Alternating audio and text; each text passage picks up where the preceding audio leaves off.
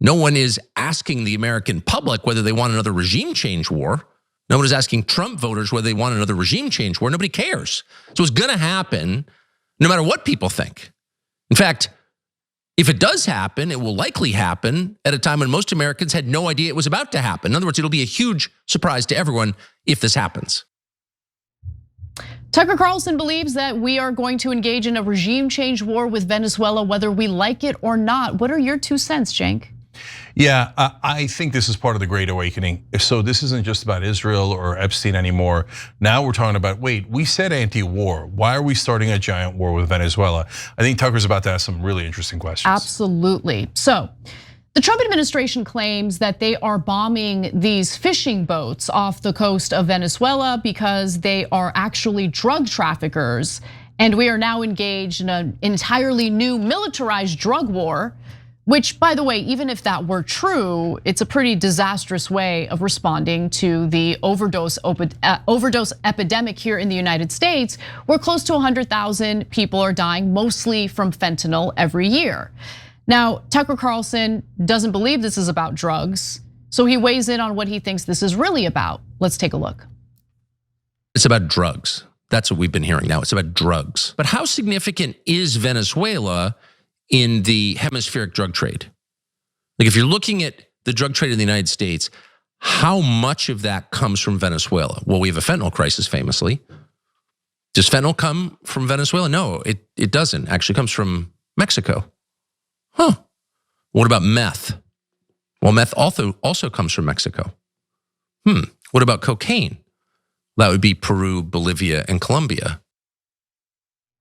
You know, I gotta say, he's very informed on this. And when it comes to foreign policy topics, he's more informed than I previously gave him credit for, because he's totally right, by the way, in regard to which drugs are actually harming Americans, where the drugs are coming from, and how, in the grand scheme of things, Venezuela is not a major player in the drug trade.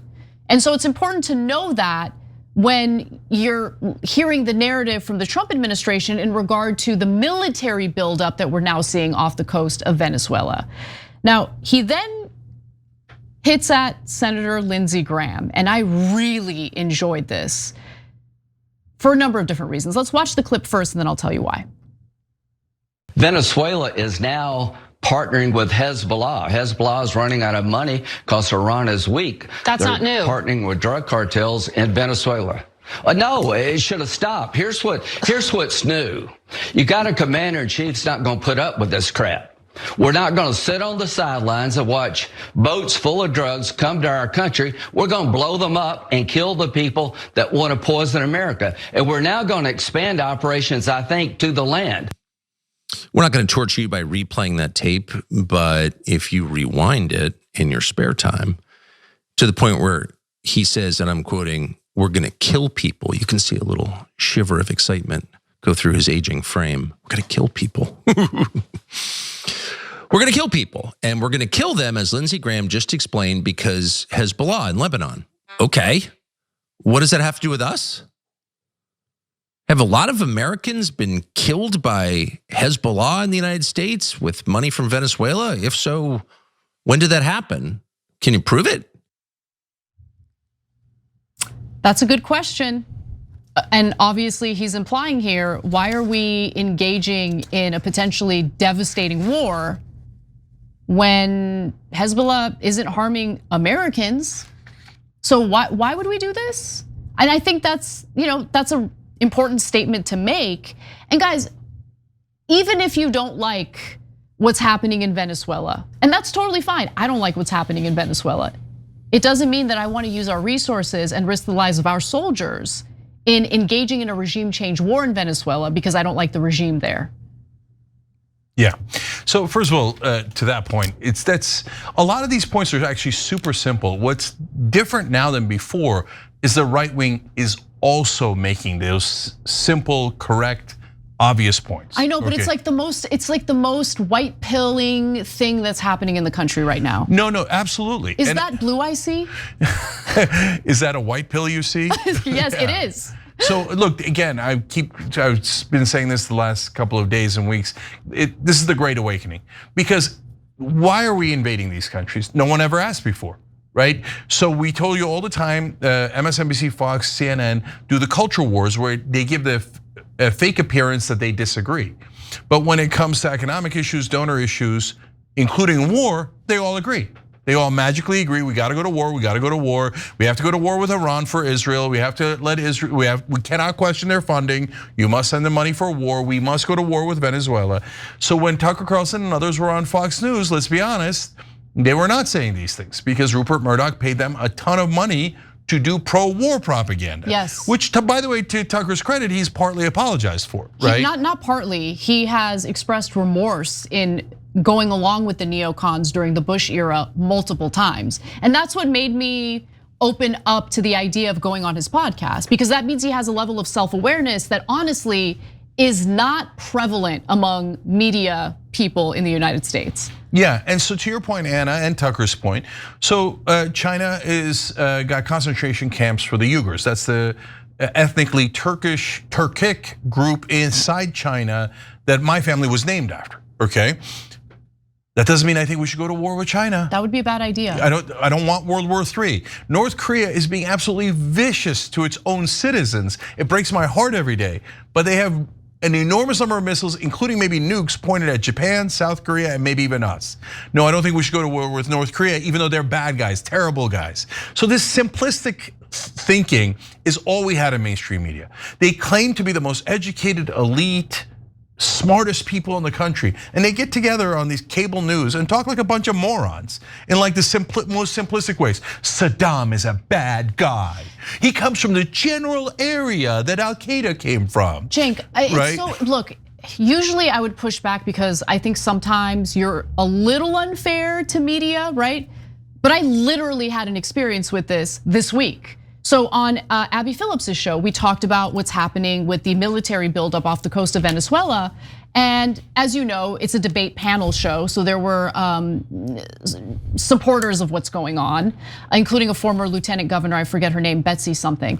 But anyway, we're all engaging in this conversation as if, no, the narrative that this is all about stopping the flow of drugs into the United States is true. Like we're just taking that at face value. And literally multiple times in the context of that segment, I'm like, this isn't about drugs, this is about regime change. Now look, I actually don't think that there's only one factor motivating what the US government is doing right now.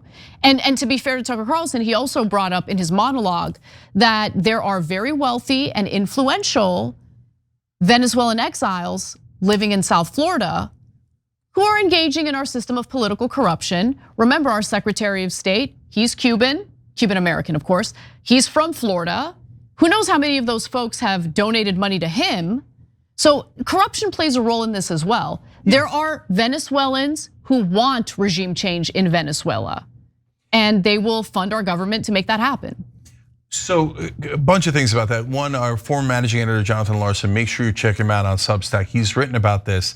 They're actually very wealthy and oftentimes criminal elements in Venezuela trying to get themselves and their money out. They're working with the people who are giving us the evidence about Venezuela's wrongdoing. So be super wary of that. Number two, did you notice the conversation stopper that Lindsey Graham was trying to say? He's like, well, they're working with Lebanon and Hezbollah, and so obviously we have to invade them. And no one ever asked before on the right, before Tucker and Candace started doing it, wait, why is that an end of the conversation? So Israel wants us to invade Venezuela, so we must invade Venezuela. Yeah. Why is it we must, and why is the conversation over when you say the magic word Hezbollah? Even if that were true, by the way, where did that information come from? The two guys who've been giving us fake intelligence that Jonathan Larsen wrote about. Hey, Lindsey, you got anything to say about the Al-Qaeda terrorists that the United States is now supporting because he's the new leader of Syria? Any words on that? And then Tucker did something very important. And Rand Paul, by the way, made a really great point. We're gonna come back to that in a sec about this too. But he said, can you prove it? Can you prove any of this? Can you prove that the drugs are coming from Venezuela and that it's fentanyl and that it was on the boats and that there is a connection to Hezbollah and it matters? Let's go to that clip right now. Yeah, let's do it. It's this circular argument. Who are terrorists? Well, the people I tell you who are terrorists. And what are terrorists? They're people who kill people in a terroristic way. And they're terrorists because I tell you they do this. It's like it's this circular argument with no proof presented. And I guess what gets me about my colleagues is they seem to think that these people are less than human. They're not even deserving of the respect of animals. Just kill them.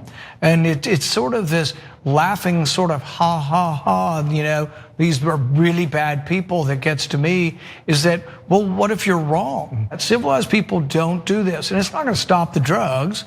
They'll go a different route. And we got to get away from the ridiculous nature or notion that these boats are coming to America. Oh, we got to self-defend against these boats coming to America. These boats can't go more than about 100 miles without filling up for gas. There's so much that is insane about this policy. Here, can't agree more with what he just said. Yeah, so first of all, they only go about 100 miles. Venezuela is 2,000 miles from us. So that is not even close to possible for them to get here. But again, all we needed was a couple of people asking simple questions, right? And then Rand Paul talked about how, hey, 25% of the time we stop people for drugs, the Coast Guard does. It turns out they're not carrying drugs, we were wrong. So if we have a 25% error rate in the people we're killing, that is monstrous, right? That's not a small thing to do. Oh, 25%, at a bare minimum, 25% of the people we killed were the wrong guys and totally innocent. And then Anna, you made a point on CNN about this, how we return people to their home country, Colombia, et cetera. Yeah, because they're not drug traffickers. I actually did not make that point. I believe it was Julia Ioffe who made the point. But yeah, they end up getting returned if they survive the attack to their home country because it turns out, oopsie daisy, they're not drug traffickers. By the way, I want to also be clear about one other thing. Even if they're drug traffickers, are we okay with our government just killing them? Yeah, can they go to the middle of Baltimore? Or there's also drugs in West Virginia and Kentucky, lots of them, right? Can't we just and protect our borders? Can they just go up to a random guy in the holler and go, oh, I think you might be dealing drugs, boom, just shoot him in the head. Because that's what they're doing here. No judicial look at this. It's literally called an extrajudicial killing because they're not presenting any evidence. And that's why they sent back the 3 people that they captured, because they have no evidence on them. They were claiming that they're terrorists, drug, blah, blah, blah. No, they're fishermen. And let me say one other thing, because I want to be clear about how, for me, this is not a partisan issue. The Obama administration took a look at the Bush administration's war crimes, including the excessive use of drone strikes, and expanded it. Okay, Obama took Bush's drone war and put it on steroids. And we were very critical of it then. I'm critical of it now. I don't care if this is a Democratic administration or Republican administration. The way that we behave on the international stage matters. And killing potentially innocent people is just a devastating thing to do. It's immoral. But also, we should be considering blowback, guys. And we should be considering the fact that we have now soured our relationship with Colombia as a result of this, and Colombia was a longstanding ally. Okay, now with all that context, let's get to Colonel Douglas MacGreggor, that portion of Tucker Carlson's episode, because I think he is obviously knowledgeable, okay? He has a firm grasp of foreign policy, the potential blowback, and more importantly, the unforeseen consequences that the Trump administration should be considerate about as they potentially make their way closer to a regime change war, boots on the ground in Venezuela. I recently went into DC and I talked to some people. Some of the people I talked to are just below the decision maker level. And it ultimately boiled down to it's time for us to be strong again. As though bombing hapless people in Venezuela or Colombia or Nicaragua or anywhere in Latin America is testimony to our greatness as a nation. And then, of course, the final straw is, well, we've got to destroy the drug problem where it originates. Well, I've got a big flash of the obvious. The drug problem originates here inside the United States. So, bombing these places is going to stop anything. It's not going to improve anything. It may turn out to rally all of Latin America against us. The evil Yankee who's intervening yet again inside Central and South America. We're blamed for almost everything that's wrong down there. All we're doing is saying, I guess you're right. Look what we're doing now. It's not going to change anything. But that means you've got to come home. This seems to be the thing that no one in Washington wants to do. Somebody said, Doug, what do you want to come home for? That bit of insight was important to hear. It's important to know what the thinking in Washington is. But with that in mind, final video. This is Colonel MacGreggor talking about guerrilla groups and drug cartels and various threats to our soldiers should we decide to put boots on the ground in Venezuela. Mrs. Machado, I don't know if she's married or not, so I call her Mrs. She may just be Miss Machado. She's the lady that just won the Nobel Peace Prize, and she's from Venezuela. And she said, if we're liberated by the US Armed Forces and they remove Maduro, our first act will be to move the Venezuelan embassy to Jerusalem. What does that have to do with, I'm completely confused. Like what? Well, you can't be that confused. I think she's hit on something very important. She's figured out where the power lies, and she's playing to the audience that makes the decisions. You're talking about this democracy business. We've always been a republic with limited democracy, but I think we can pretty much conclude that we're ruled now by a small group of extraordinarily wealthy people, billionaire oligarchs.